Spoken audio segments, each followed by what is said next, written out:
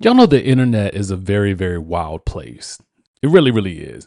And it's a shame that in this day and age, you got to really question like who's really a doctor. And other doctors now have to call out the doctors that maybe aren't doctors, allegedly. I don't know. But Dr. Cheyenne is back. Yes, she is back. So let's get into what's happening right now. As you can see here, oh, here she is doing the Netflix documentary on Dr. Cheyenne Bryant. Episode 1 will ask, is she really a doctor? Episodes 2 will investigate why complete jealous, envious haters tried to prove she wasn't. Oh, all of us jealous and envious haters out here. Oh my goodness gracious. Oh, put it on, Dr. Bryant. Put it on. Put on the regalia, please.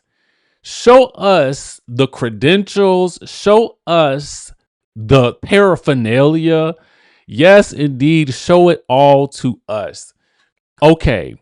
So here's the thing. This would make a great Netflix documentary. It actually would, right? And I saw this post. It's so funny. I saw it earlier.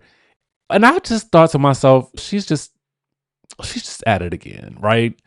And I noticed that she cut the comments off, which like I'm like, why? Why would you cut the comments off? Like a community note here notes that this regalia is for the field of education, not sociology or psychology, for which I am assuming that she claims to be something, a doctor in, right? So the community note also says that this contradicts her claim of obtaining a doctorate. So I didn't really think too much of it because in my mind, I was just kind of like, if she wants to run around and say she's a doctor, who am I to fight this any longer, right? At this point in time, if you want to go to her for some doctoring, then you should just do that because otherwise, I don't know what else to tell you, right? But it was Dr. Heavenly that actually is calling this out on her new podcast, Unpolished with Dr. Heavenly. And here's just a little taste of what she had to say. Any more attention, Dr. Cheyenne Bryant. We don't know what type of doctor she is, but she's made millions of dollars. I think about her like I think about a veneer tech, somebody who's putting on braces and or veneers in the basement and have not went to dental school. That's why, a lot of black doctors have a problem with it because we went to school for a very long time and they make us look bad. Listen, if she is a doctor, more power to her. If she ain't, she need to stop lying. You can simply... Okay, so Dr. Heavenly equates it to one of them people that just be out there putting veneers on people because apparently that's a thing. And they're just putting them on in the basement, in somebody's basement. Please, y'all, do not get your chompers from the basement, okay? So in Dr. Heavenly's post, she says, let's talk about why this issue has so many licensed healthcare professionals speaking out. This is bigger than one person. It's about protecting the public. Doctors, dentists, psychologists, physicians, and other licensed healthcare professionals dedicate years of their lives to earning the privilege of caring for patients. We complete rigorous education, clinical training, supervised hours, licensing, examinations, and continuing education because lives depend on it. Recent interviews with Dr. Cheyenne Bryant have sparked controversy after she publicly stated that she is not a licensed therapist or psychologist and does not believe she needs a license for the work she does. Essence is the source. She says, as a dentist, I have a different perspective. If someone without the proper education and license starts practicing dentistry, people can lose teeth, develop infections, suffer permanent damage, or worse. Then licensed dentists have to spend months or years trying to repair that damage, often at a tremendous emotional and financial cost to the patient. The same principle applies throughout healthcare. Licensure isn't just about having a title, it's about competency, ethics, accountability, supervision, and protecting the public. Patients deserve to know exactly who is treating them and what qualifications that person has. They deserve transparency. This isn't about hate. This isn't about jealousy. It isn't about gatekeeping. It's about protecting patients. If someone chooses to be a motivational speaker, a life coach, or influencer, that's their choice. But healthcare professions have standards for a reason. When people blur the line between coaching and licensed clinical care, it can create confusion for vulnerable people looking for help. As healthcare professionals, we don't take our licenses lightly because our patients trust us with their lives. That trust is earned through education, training, accountability, and commitment to ethical practice.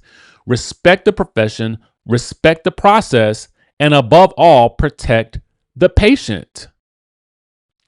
And then she says, let's talk about why this issue has so many licensed professionals speaking out. Here's my thing. I feel like Dr. Heavenly is absolutely right on this one. I've felt like this from the very beginning.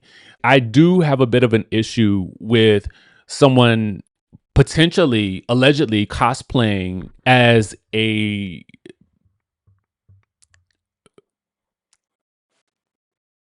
doctor when they're not, right? And I understand that people can get honorary doctorates.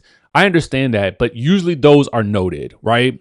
And not utilized as I went to school for this and got this degree, right? I don't think there's anything wrong with an honorary doctorate. Let me be clear on that. If somebody wants to hand me an honorary doctorate, I'm taking it.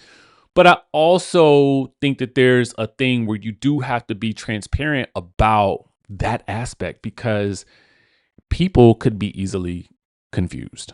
I agree with this. So Dr. Heavenly put the stamp on that. But I would definitely be interested in watching a Dr. Cheyenne Bryant Netflix documentary because I think that would be fascinating. Okay. Anyway, let's move on because Marie Wiley is back in the news.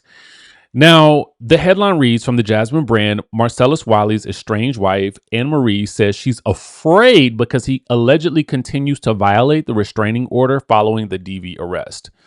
Shout out to my homegirl for sending this over to me as I was about to do this Dr. Heavenly story, and I thought I would add this in here. She's apparently asking the court to intervene when it comes to her estranged husband. All right. She's alleging, and these have been obtained by TMZ, of course, because TMZ gets all the papers. Okay. Apparently, he violated the restraining order by showing up at their son's tournament on July 8th and coming within 15 to 20 feet of her. Despite having already been served, she says she photographed him at the event as evidence and claims the violations don't end there, and he called her, which is prohibited as well. In her filing, Marie said, his continued violation makes me very afraid. I was intimidated and my peace was disturbed. Listen, man. Listen. That peace being disturbed part there, I don't know what it is about that. That just something about that, like that's really a violation when somebody disturbs you. Like it just really hit me. Like, do not disturb my peace above all else, right? But there's also this disturbing of. It's a word. That's a word in there for somebody that needed it. Okay, beyond just what this case is about. She's now asking the court to require that all of his visits with their children be supervised while also objecting to being deposed about her abuse claims, saying she doesn't want to relive it. She adds that she's employed but under significant financial strain trying to keep fighting the case in court. The filing shows Marcellus's July 4th arrest for allegedly getting physical with Marie, after which she filed for divorce and a restraining order claiming a years-long pattern of violence. Marcellus has firmly denied the allegations, calling them baseless.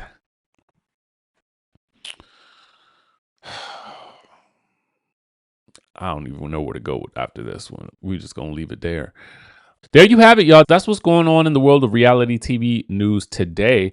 I was actually hoping that they would drop the Real Housewives of Atlanta reunion looks today. I had quite a unexpectedly long day today. But I was still expecting to get home and find that there were some Atlanta fashions afoot, right? So with that being said, I guess we'll have to wait until next week to get that. Shady bravo.